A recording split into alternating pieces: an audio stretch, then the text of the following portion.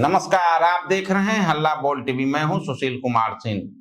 कल यानी 14 अप्रैल को सुबह 11 बजे मुख्यमंत्री पद से इस्तीफा देंगे नीतीश कुमार, लेकिन उनके इस्तीफे के बाद बीजेपी को करने होंगे 14 काम। ये 14 काम क्या है, आइए जानते हैं हल्ला बोल टीवी के editor in chief Deepak Sharma से। देखिए, बिहार में नई सरकार के गठन की प्रक्रिया कल मुख्यमंत्री के इस्तीफे, नीतीश कुमार के इस्तीफे देने के बाद से ही शुरू हो जाएगी, क्योंकि मुख्यमंत्री नीतीश कुमार ने कल 11 बजे कैबिनेट की मीटिंग बुलाई है और इस कैबिनेट मीटिंग के बाद वे राजभवन जाएंगे और राज्यपाल को सैयद अता हसनैन को अपना इस्तीफा सौंप देंगे। इसके बाद जिन 14 कामों का जिक्र सुशील जी कर रहे हैं वो हम आपको बताते हैं।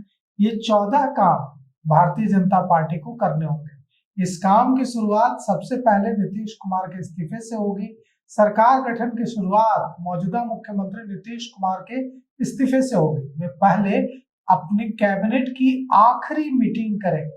वो आखिरी मीटिंग में राज्यपाल को इस्तीफा सौंपेंगे। कैबिनेट की मीटिंग के बाद राज्यपाल से जब वो मिलेंगे अपना इस्तीफा लेकर, तो राज्यपाल उनसे कार्यवाहक सीएम बने रहने को कह सकते हैं जब तक नई सरकार नहीं बन जाती। इसके बाद एनडीए गठबंधन के सभी दलों, भारतीय जनता पार्टी, जनता दल यूनाइटेड, लोक जनशक्ति पार्टी रामविलास, हिंदुस्तानी अवाम मोर्चा और आरएलएम के विधायक अपने अपने दल का नेता चुनेंगे। उसके बाद सबसे अहम चुनाव होगा बीजेपी विधायक दल के नेता का। जो बीजेपी विधायक दल का नेता चुना जाएगा वही मुख्यमंत्री बनेगा।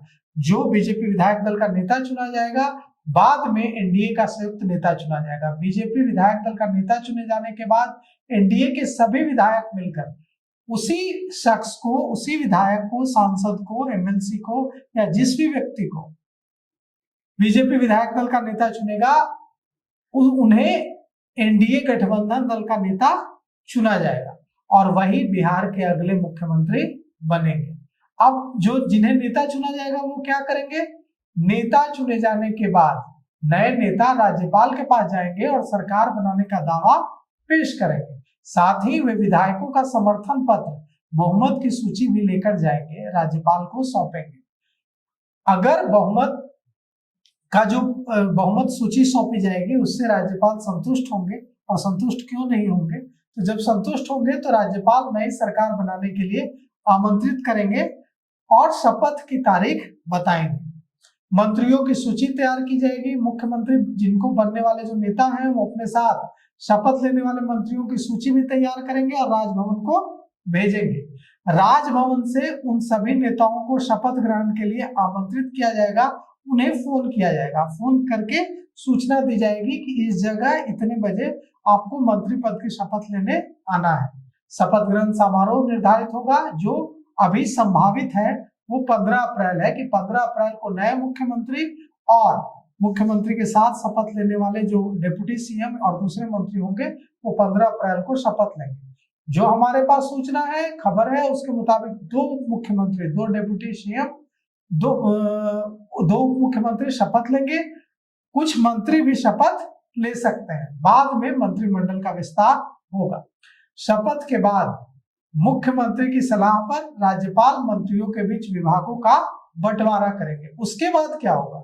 उसके बाद जितने भी मंत्री हैं वो अपना विभाग का कार्यभार संभालेंगे, कामकाज संभालेंगे। उसके बाद पहली कैबिनेट मीटिंग होगी और नई सरकार बनने के बाद जो नए मुख्यमंत्री हैं वो पहली कैबिनेट मीटिंग बुलाएंगे और इस मीटिंग में, कैबिनेट मीटिंग में विधानसभा सत्र बुलाने का फैसला लिया जाएगा।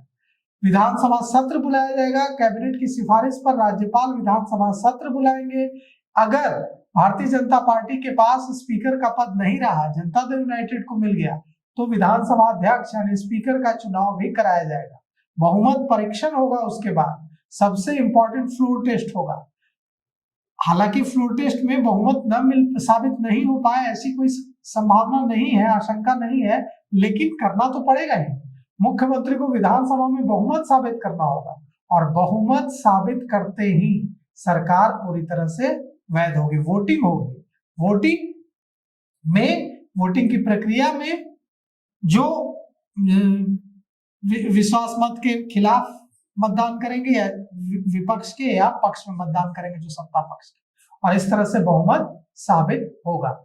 विधानसभा में बहुमत साबित करने के बाद सरकार पूरी तरह से स्थापित हो जाएगी और ये 14 चरण की प्रक्रिया पूरी होने के बाद बिहार में बीजेपी के नेतृत्व वाली नई एनडीए सरकार आधिकारिक रूप से काम करना शुरू कर देगी।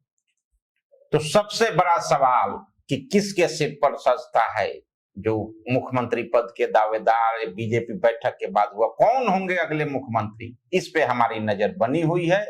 तो इस पेशकश में अभी तक इतना ही। देखते रहिए हल्ला बोल टीवी। धन्यवाद।